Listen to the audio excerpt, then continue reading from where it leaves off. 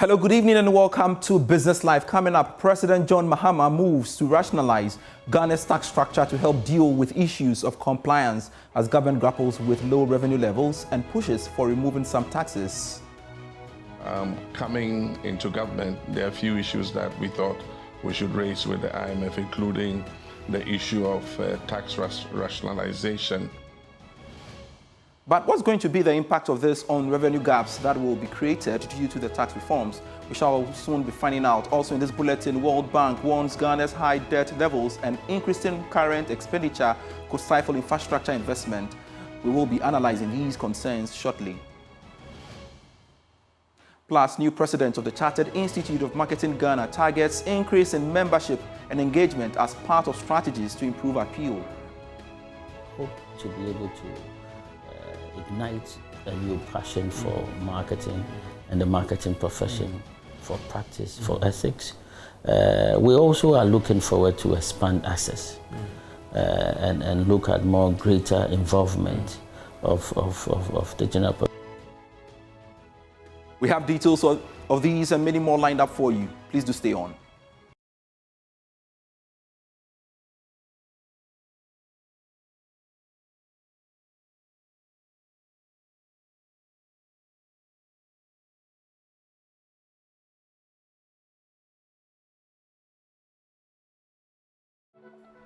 Grateful you could stay on. I am Pius Kojo Baka, and this evening we want to start off with some tax and, of course, revenue relations stories because President John Mahama has revealed that government has started some work that will help rationalize the country's tax structure. The move is part of efforts to deal with compliance issues and revenue mobilization challenges. But speaking to Bloomberg News in Munich, Germany, the president noted that this should help deal with issues of compliance. We have just had a staff visit, and so our Ministry of Finance is engaging with the IMF. There were few issues. We were not at the table when this agreement was drawn up, and so coming into government, there are a few issues that we thought we should raise with the IMF, including the issue of tax rationalization, because of the target of achieving 24% revenue to GDP by 2028. The program required that revenue should continue increasing at a certain rate. Unfortunately, what the previous government had done was just to slap on more taxes. And we had gotten to a stage where the more taxes that were put on, the less revenue that came in. And so it's necessary for us to look at the whole tax handle, rationalize them, make them more transparent, easy to understand, so that we can have better compliance. We've had that discussion with the IMF, and the IMF have agreed to provide technical assistance for us to do that rationalization. Let's get on to Zoom and speak to partner of accounting and finance firm Deloitte, Gideon Ayewu, for some conversation on the back of this pronouncement by the president. Thanks so much, Gideon, for your time here on Business Live. First off, I want you to provide us with some education. What does the president mean when he talked about rationalizing the country's tax structure as against imposing new ones to boost revenue mobilization? Unmute for me, Gideon.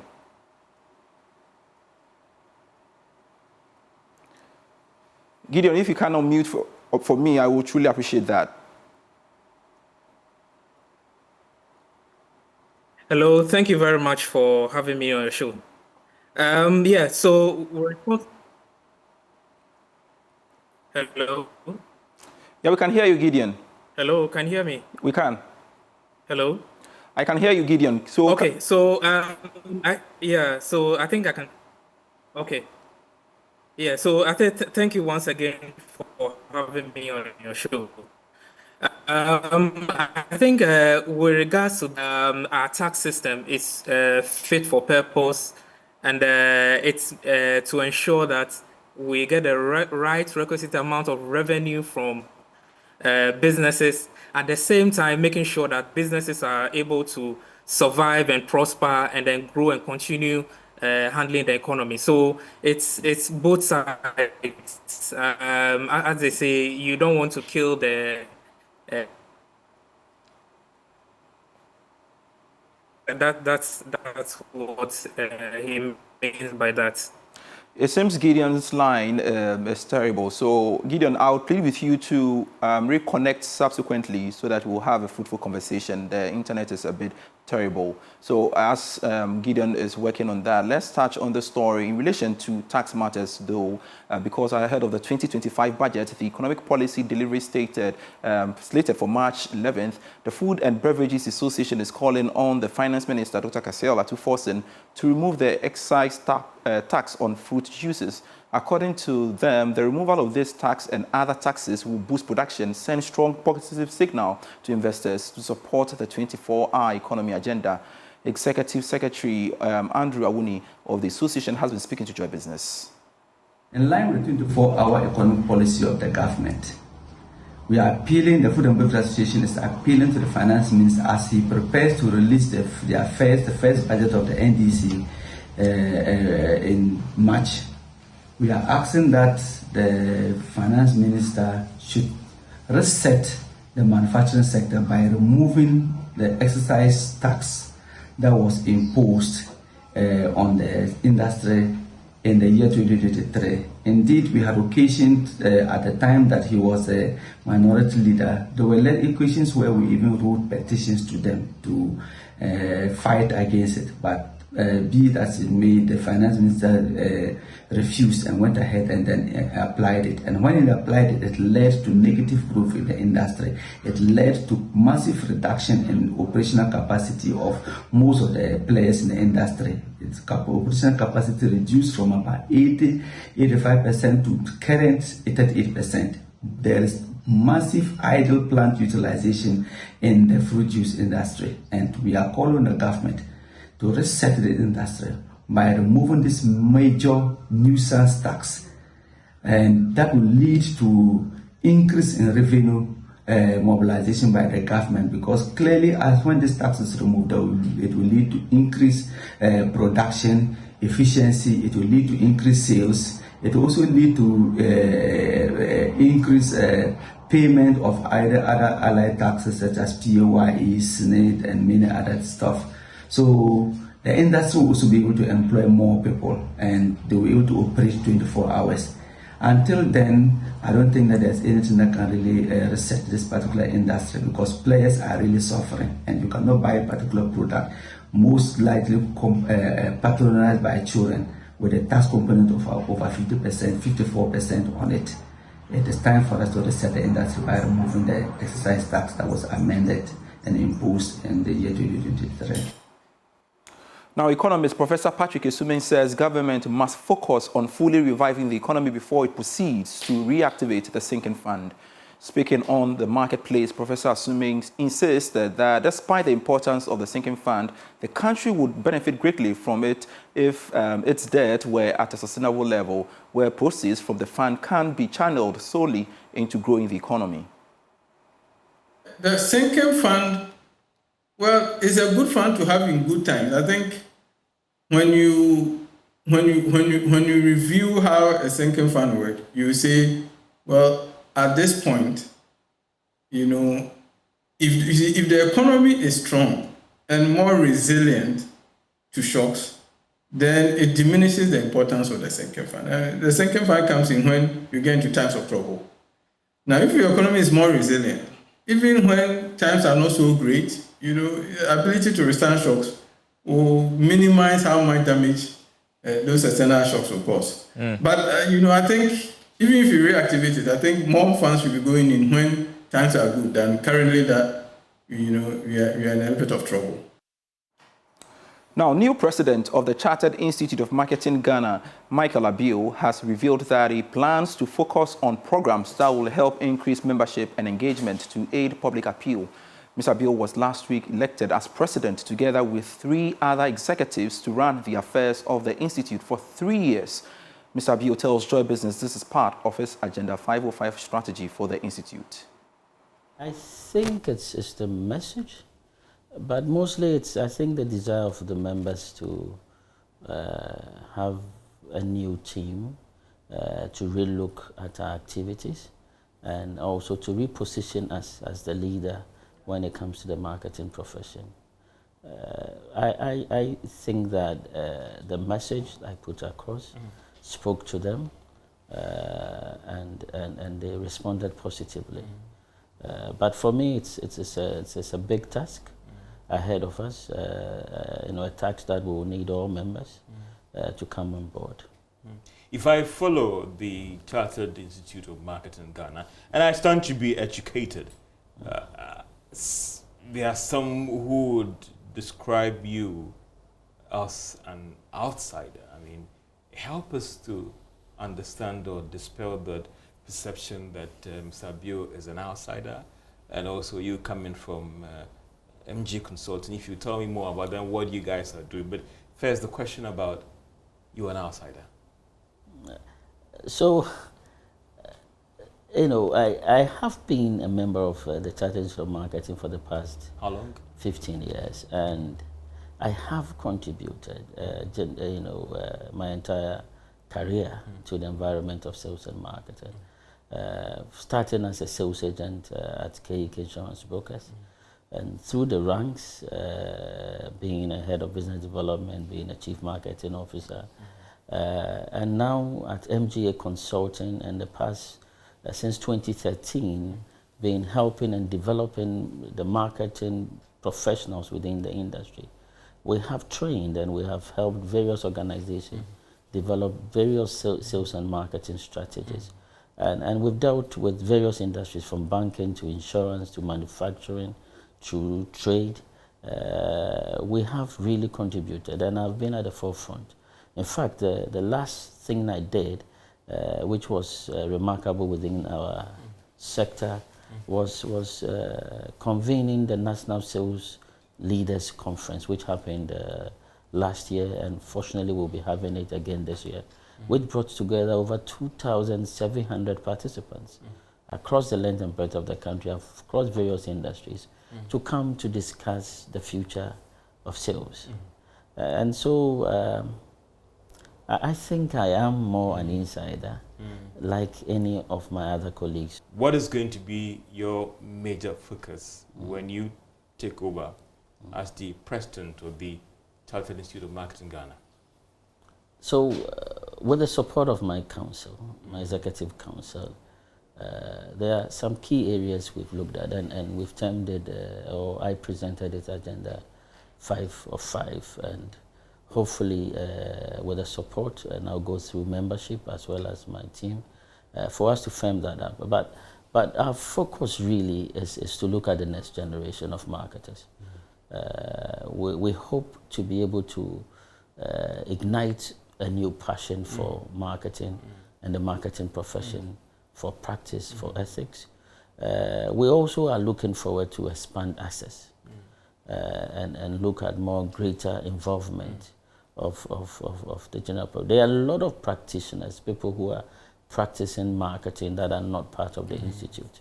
And our hope is that we'll bring them through. And then also, one of our major focus will be on building the institute, look at the institutional structures, look at the financial sustainability, and how the institute can contribute to national development.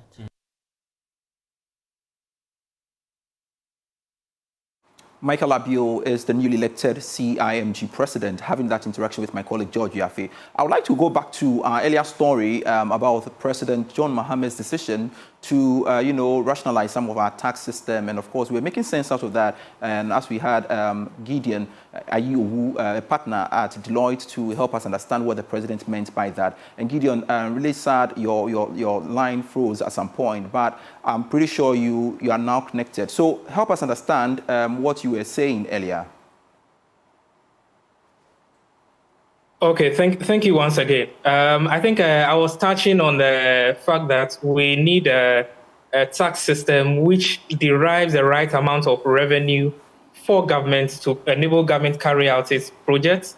And also at the same time, that tax system should enable businesses thrive, because it's based on the businesses and the individuals within the economy. And so if you have any tax system, that does not ensure that after deriving the necessary amount of revenue, the business do not thrive or they do not survive, then that tax system is not fit for purpose. So whatever agenda or rationalization, optimization, whichever names you call it, you have to make sure that businesses, it forms part of the enabling environment to make sure that businesses thrive and do very well. But the concern for many is that the really solution to the challenges with revenue mobilization? If you look at our history over the years, you can take a look at from 2010 to now. If you check each of the budget announcements, you always see one term standing out: expansion of the tax base. And this always comes up each year, each government, if Ministry of Finance, they do the budget, you recognize that there is always that agenda that they want to expand the tax base. And that's the way to go. Good for us. We have come a long way in the formalizing the economy through the use of the Ghana card. And that's also a very good deal, because if you look across the world, any economy that has any economy that struggles with formalizing this economy always has a very narrow tax base. So for us to be able to expand our tax base, the formalization is a necessary and first step for us to do it. All right. So quickly on this, do you think that government is currently caught up in a dilemma, that is how they intend to ensure that revenue mobilization is not affected as they press ahead with removing some taxes like e-levy, betting, etc.? Yes, so I think it's doable. There's been a lot of discussions about this. Businesses are excited. They want more, obviously. But look at the government side as well. It forms, if you look at the revenue it collected in 2024, and I am using the Bank of Ghana's report around June. The two, the COVID-19 levy and the e-levy, they form an average of 2.5%. And I think it's doable that can be done. We have the big four that I could say are untouchable: the usual VAT, PAYE, the import duties, and the corporate income tax. But these taxes do not contribute so much. That's the e-levy and COVID. As I said, averagely 2.5%. So that can be doable. All right. However, I was very happy the president at the Munich Security Conference, he mentioned touching the expenditure, because it's not just a matter of revenue. The two combine to give us the deficit.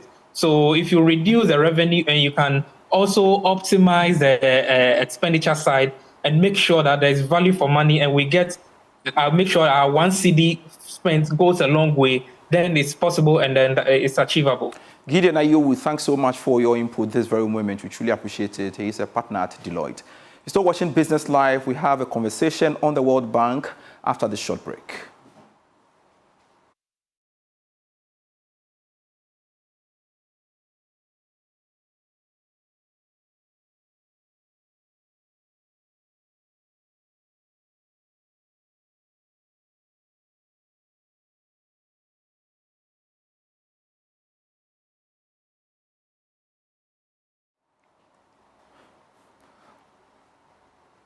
All right, so my colleague Winston Taki has been studying the World Bank's report and joins me in studio to break it all down for us. Winston, thanks so much for joining me on Business Live. First off, why is the World Bank concerned about government debt situation and expenditure, having an impact on infrastructure investment? Over the years, government has consistently been loud on expenditure. If you look at our budget preparation, revenue and expenditure play a key role. However, if you look at our expenditure portfolio, we keep spending more than we collect. And this has become disturbing considering how much we collect in revenue as a nation, always limiting our revenue shortfall. But if you look at our expenditure outlook, just as what the World Bank was doing, they assess and realize that consistently there are three key elements that has been taking a huge chunk of our expenditure. But they raise a key concern about, first of all, why these issues have been a key issue on Ghana's whole economy. So they say public expenditure is a key challenge, which also includes a fast-growing interest payment on our debt. So these two issues what is bedeviling our economic growth. So World Bank saw a key concern saying that we've been always prioritizing these categories. However, when you look at our budget, salary, payment of debt, amortization, and compensation consistently have been the key expenditure on our budget. But regardless, these two issues, they are negligible, really. You can't do away with it, right? However, the World Bank is quite interested in how we manage our public financial system. There are structures and regulations that are in place for government to ensure all these are well done. One of the key interests that came up is that if you look at our budgets, about 70% of it constitute interest earmarked for statutory payment. And when I talk about statutory payment, these are account of funds that have access to revenues that are not under the control of Controller and Accountant General Department. And these funds, such as we have the Health Insurance Fund, we have the Road Fund, all these funds are used for specific projects. However, if you look at our budget, in terms of what we put before Parliament, it appears that we spend more, which does not necessarily give us access to infrastructure. If we talk about health, little is left for health because about 30% of our expenditure goes into debt payments, while 70% goes into salary and other statutory payments. So that's contributed about to 70%? Absolutely. All right, so talk us through about our debt numbers. So between 2010 and 2023, it appears government spent almost double of our interest payments. That is, it has been increasing based on our interest payment. So over the years, we realize that we keep spending much more on our interest payment.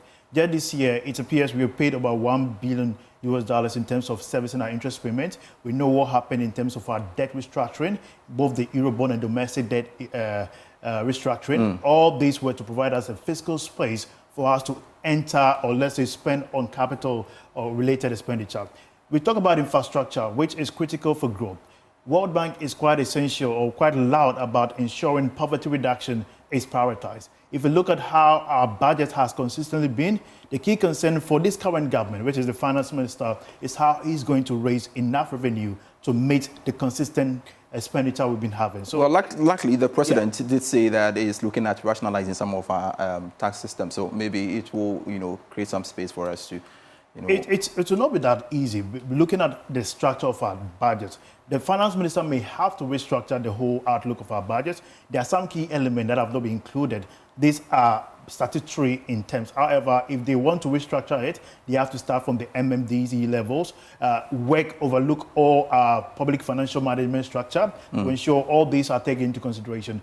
But if you look at the 2010 to 2023, it appears wages remain the largest single expenditure item and a frequent source of budgetary overruns. There's a data that tells you that every year, government tends to overrun in terms of how much has been targeted for payment of wages compared to how much has been targeted in the payment collection of revenue. So we collect less, but when we target to say we are spending to a head or level, we tend to go beyond that level. And that is because wages and salaries, you can't possibly say, due to politicization of how we go before the populace and say we'll increase your salary, we'll increase your wages. Promising. Yeah. And the hidden element within the wages and salary is always hidden in the place of allowances. So you have workers asking for increment in allowances. However, their basic wage remains the same.